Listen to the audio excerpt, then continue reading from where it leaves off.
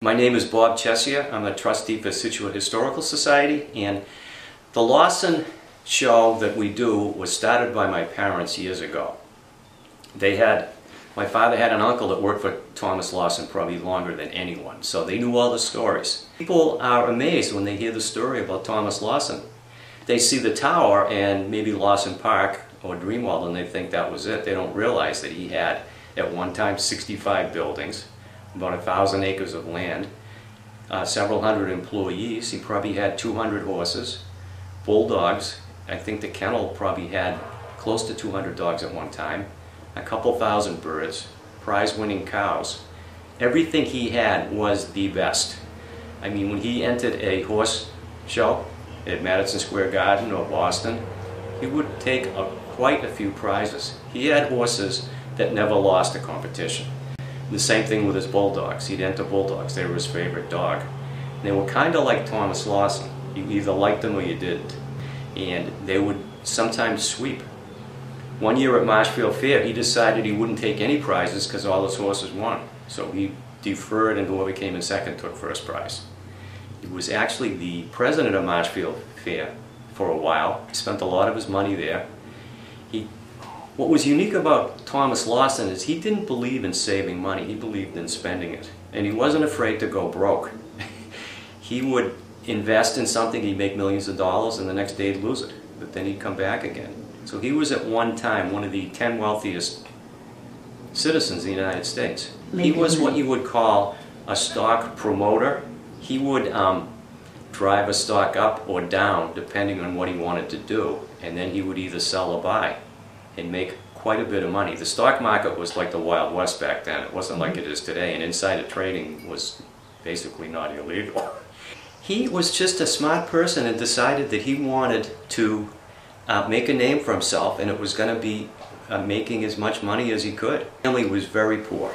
His father was a Civil War veteran who died of his wounds.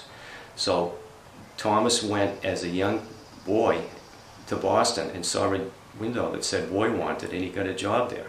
Convinced his mother that he would continue school, but he would work at Stevens Armory Company, which was, what he did was, they would have to make a payment in gold or whatever, and he would shovel gold onto a scale until the bell rang, and then they would bag it. And that's how he sort of became involved in the market, because he would get all the insider tips. And he spent money like you would not believe. As you can tell by the tower is just one facet of what he did. Yeah, Thomas Lawson got involved with Wall Street, and they cornered the copper market. And he was basically the promoter of this deal. And what happened was, when push came to shove, he got stiffed. He didn't get what he thought he should get monetarily. So then he had just written a book about the America's Cup. And it was kind of a little tell-all about why he couldn't race in the America's Cup, because he wasn't a member of the New York Yacht Club. He was a member of Hull Yacht Club, and that should be enough for the America's Cup. So someone saw that article and they said, well, everybody's magazine would like to know about this Anaconda copper deal.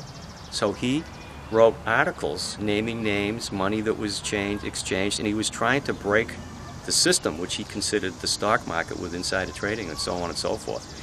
When the magazine came out, it would sell out within hours because everyone was interested. And he actually did a lot of good as far as certain businesses, the insurance companies. He sort of reformed them a little bit, but he never got to do what he wanted to do with Wall Street. And in his later years, he basically lost almost all his money. So Dreamworld was, in 1922, was auctioned off, and a lot of his artwork and books and so on and so forth was sold for pennies of what they were worth in some case. He had Audubon's first edition, the Octavio edition, Birds of America. He sold at auction for $390. I think it's worth like $10 million now. Thomas Lawson was not afraid to go broke. He always thought he would make a comeback. So, and you know, it didn't really affect him that much. He still dabbled in stock, but he just seemed to have lost his touch. He built basically this estate for his wife. And they moved in 1902. It was a summer farm. And in 1906, she passed away. And he was heartbroken. She was his whole life.